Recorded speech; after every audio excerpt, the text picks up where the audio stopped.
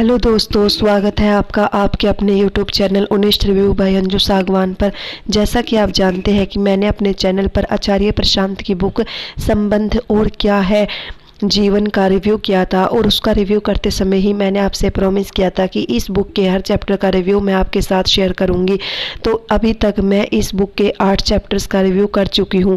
बताना चाहूँगी दोस्तों कि इसके चैप्टर्स के रिव्यू में मैं क्या करती हूँ कि आपको सबसे पहले चैप्टर की समरी पढ़कर सुनाती हूँ, जिससे कि आपको बुक का चैप्टर पढ़ने का जो टाइम लगता है वह बच जाए और आप अपने बिजी शेड्यूल में भी बुक पढ़ने जितना ही आनंद ले सको। दूसरा, आप आचार्य प्रशांत जी की शिक्षाओं से वंचित न रह जाओ, इसीलिए मैंने यह सीरीज़ शुरू की है ताकि आप भी उनकी शिक्षाओं से प्रेरित हो सके। तो आइए शुरू करते हैं इस बुक के 9th चैप्टर का रिव्यू, जिसका टाइटल है माँ बाप मुझे समझते क्यों नहीं। एक बार किसी प्रश्नकर्ता ने आचार्य जी से पूछा, माँ बाप मुझे समझते क्यों नहीं। आप सभी जानते हैं कि अक्सर हम लोगों की यही प्रॉब्लम होती है कि हम सभी को ऐसा लगता है कि हमारे माँ बाप हमें नहीं समझते। यही बात को मद्देनज़र रखते हुए प्रश्नकर्ता ने हम सब की ओर से यह प्रश्न आचार्य जी से पूछा था कि माँ बाप हमें समझते क्यों नहीं। तो आचार्य प्रशांत ने इस पर कहा, माँ बाप की बात नहीं है, विचारों से, पूर्वाग्रहों से, धारणाओं से लदा मन कुछ भी नहीं समझ सकता। और ये मन सिर्फ माँ बाप के भीतर होता हो ऐसा नहीं है, हम सबके भीतर वही मन है। मतलब आचार्य जी कहना चाह रहे हैं कि हमारे जो मन होता है उस पर पहले से ही विचार, पूर्वाग्रह और धारणाएं पहले से ही लदी होती है और उसके अकॉर्डिंग ही हम दूसरे को समझते हैं। ये प्रश्न ही गलत है कि माँ बाप समझते क्यों नहीं। प्रश्न ये होना चाहिए कि कोई भी कुछ भी क्यों नहीं समझता। ये कैसी दुनिया है, सब ना समझ। उन्हीं ना समझों में से कुछ लोग माँ बाप हैं तो वो भी कुछ नहीं समझते। ये बीमारी कोई माँ बाप तक थोड़े ही सीमित है। समझता है कौन? कौन है जो कुछ भी समझता है? क्या कोई भी कुछ भी समझ रहा है? तब सिर्फ एक सोच के गुलाम है। माँ बाप भी ऐसे ही लोगों में से है, तो इसमें ताज्जुब क्या है कि उन्हें कुछ भी समझ नहीं आता। भाई, माँ बाप हो जाने से अचानक से आप में कोई दैवीय गुण तो आ नहीं जाएंगे। माँ बाप हो जाना तो सिर्फ एक शारीरिक प्रक्रिया है।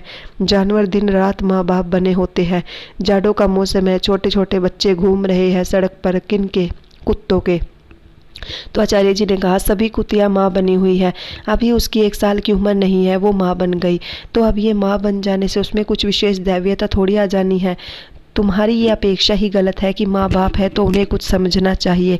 माँ बाप बाद में है, साधारण इंसान है ना पहले तो उनको वही सब बीमारियाँ हैं जो बाकी हम लोगों को है।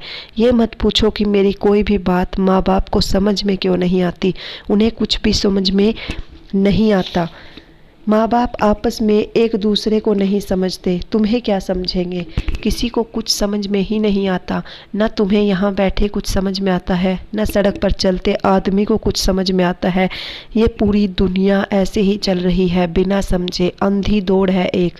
तो कोई इसमें घबराने की बात नहीं है। तुम ये अपेक्षा रखो ही मत कि माँ बाप है तो कुछ समझेंगे। तुम ये अपेक्षा इसलिए रखते हो क्योंकि तुम्हें बता दिया गया है कि माँ बाप भगवान के अवतार है और वगैरह वगैरह। तो तुम्हें लगता है कि इतने ऊंचे हैं तो उन्हें कुछ समझना भी चाहिए। भाई, क्यों समझे, कैसे समझे? अंधों की दुनिया में अंधे हैं, वो समझ कैसे जाएंगे कुछ भी। प्रश्नकर्ता ने कहा, पर आचार्य जी, हमें जब जिंदगी में कुछ करना होता है तो हम सबसे पहले कहते हैं कि हमारे माँ बाप ही आगे आए। आचार्य, क्यों कहते हो? प्रश्नकर्ता, क्योंकि वो हमें सहारा देते हैं। आज जो मैं पढ़ाई कर रही हूँ तो मेरे माँ बाप ही है जो मुझे पैसे देकर पढ़ा रहे हैं।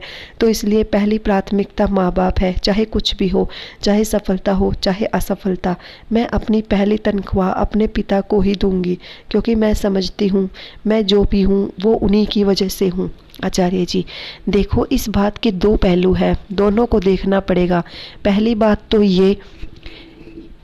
तो ये है कि निश्चित रूप से तुम्हारे ऊपर उन्होंने खर्च भी किया है, ध्यान भी दिया है और समय भी दिया है। इसमें कोई 2 राय नहीं कि माँ बाप ने अपने जीवन का बड़ा हिस्सा और अपनी आमदनी का भी बड़ा हिस्सा तुम्हारे ऊपर लगाया है। इसमें कोई शक नहीं है।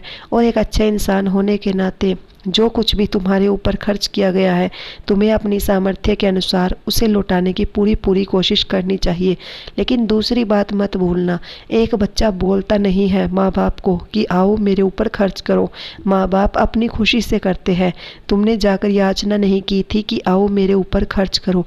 अब एक बच्चा है छोटा सा, उसे एक रेस्तरां वाले अपने रेस्तरां में ले जाए, वो बच्चा अपनी मर्जी से गया भी नहीं। याद रखना, तुम अपनी मर्जी से तो नहीं आए इस दुनिया में, वो लेकर के आ रहे हैं। तुमने कहा नहीं कि तुम मुझे लाओ और मेरे ऊपर खर्च करो और ये सब करो। अब एक छोटा बच्चा है, उसको आप खींच कर ले आते हैं एक रेस्तरां में, उसे खिलाते पिलाते हैं और फिर उसके सामने लाकर 1000 का बिल रख देते हैं, कहते हैं भर। तो वो बच्चा कहेगा मैंने कब कहा था कि मेरे ऊपर ये सब खर्च करो, और तुमने करा तो अपनी मौज के लिए करा, तुम्हें आनंद आता था, मैं तुम्हारा खिलौना था, तुम मुझे खिलाते थे, तुम्हें आनंद आता था मेरे ऊपर खर्च करने में। अब तुम मुझे बिल दिखा रहे हो कि तुम्हारे ऊपर इतना खर्च किया ज़िंदगी भर, क्या मैंने कहा था कि खर्च करो? हाँ, तुमने खर्च करा। हम इस बात की कदर करते हैं और जितना हो सकेगा यथासंभव हम उसे चुकाने की कोशिश भी करेंगे, पर एहसान मत जताना, क्योंकि हम आवेदन देकर पैदा नहीं हुए थे। तुमने अपनी खुशी के लिए हमें पैदा किया, तुम्हारे सुख के क्षणों में हम पैदा हुए। फिर जब हम पैदा हुए तो तुमने हमारे पैदा होने का सुख मनाया, हमको एक छोटी सी गुड़िया बना करके सजाते थे, तुमने उसका भी सुख मनाया। तो ठीक है, ये हमारी इंसानियत का तकाजा है कि हम यथासंभव अच्छा होने की कोशिश करेंगे, पर इसको व्यापार मत बना लेना कि हमने तुम्हारे ऊपर इतना खर्च किया है तो तुम सब लौटाओ। प्रेम में तुमने दिया यदि, तो प्रेम में हम भी लौटाएंगे। और प्रेम शर्तें नहीं रखता कि इतना खर्च किया है तो तुम भी इतना ही दो, वो व्यापार होता है। बात समझ रहे हो? इसमें छोटा महसूस करने की बिल्कुल भी ज़रूरत नहीं है, और ना ये सोचने की ज़रूरत है कि अरे अरे ऐसा है वैसा है। तुम माँ बाप की भी मदद तभी कर पाओगी जब तुम खुद किसी काबिल होगी। अपनी काबिलियत को जगाओ, वो ज़्यादा ज़रूरी है। पहला कदम है तुम्हारा अपने आप को देखना, अपने आप को विकसित करना। जब तुम विकसित होगी तभी माँ बाप की भी मदद कर पाओगी।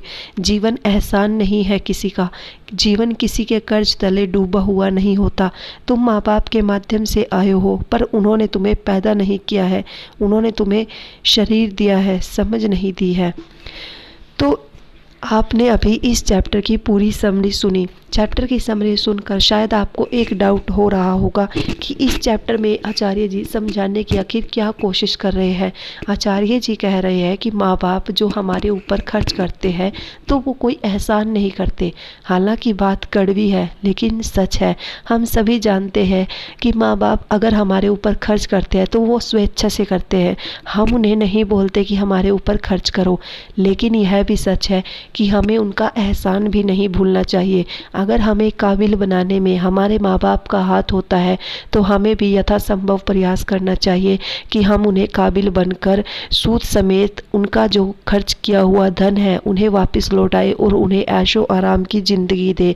तो आचार्य जी की बातें समझनी थोड़ी मुश्किल ज़रूर होती है लेकिन नामुमकिन नहीं।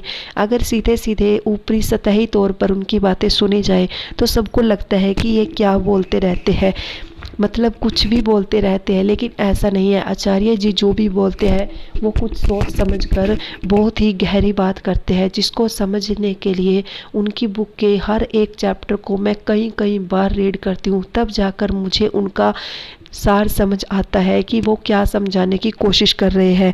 इस चैप्टर में भी आचार्य जी यही समझाने की कोशिश कर रहे हैं कि भले ही माँ बाप ने हमारे ऊपर खर्च करके कोई एहसान नहीं किया है, लेकिन एक अच्छे इंसान होने के नाते, इंसानियत के नाते हमारा ये फ़र्ज बनता है कि हम उन्हें काबिल बनकर दिखाएं और उनके जो सपने हैं, मतलब उन्होंने जो भी सोचकर हम पर खर्च किया हो उसे भी हम पूरा करके दिखाएं। मतलब ये हमारी इंसानियत है। हालांकि ऐसा कोई उन्होंने हमारे ऊपर एहसान नहीं किया है, लेकिन फिर भी यह हमारा फ़र्ज़ है कि हम उन्हें ऐशो आराम की ज़िंदगी दें।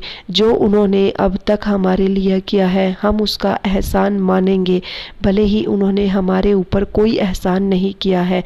तो आचार्य जी बात बहुत टेढ़ी करते हैं लेकिन बात बड़ी गहरी करते हैं। आप लोगों को आचार्य जी की बुक्स कैसी लगती है और आचार्य जी हमारी पीढ़ी को जो मार्गदर्शन दे रहे हैं वो कैसा लगता है, मुझे कमेंट करके ज़रूर बताएं। और आपको मेरे इस चैप्टर का रिव्यू कैसा लगा मुझे यह भी कमेंट करके ज़रूर बताएं। मैं आपको इस बुक के पूरे चैप्टर्स के रिव्यू पढ़कर सुनाऊंगी। आप इसके साथ अपने बुक पढ़ने की जिज्ञासा को ख़त्म कर पाओगे, क्योंकि आज के बिजी शेड्यूल में हर किसी के पास बुक पढ़ने का टाइम नहीं होता। इसलिए मैंने यह सीरीज़ शुरू किया है ताकि आपका बुक पढ़ने का टाइम भी बच जाए और आप आचार्य जी की शिक्षाओं से वंचित भी ना रहे। तो अपनी अगली वीडियो में मैं इस बुक के नेक्स्ट चैप्टर जिसका टाइटल है चैप्टर 10, जिसका टाइटल है माँ बाप के प्रति कर्तव्य, इसका रिव्यू करूंगी और इसकी समरी बताऊंगी कि माँ बाप के प्रति हमारे क्या कर्तव्य है, जो कि आचार्य जी ने हमें समझाया है। हमारे पास यह टोटल 7 चैप्टर्स है, 8 चैप्टर से लेके 14 चैप्टर्स तक, जिसमें परिवार और संबंध से रिलेटेड ही चैप्टर्स दिए हुए हैं। तो दोस्तों आपको मेरा ये रिव्यू कैसा लगा मुझे कमेंट करके ज़रूर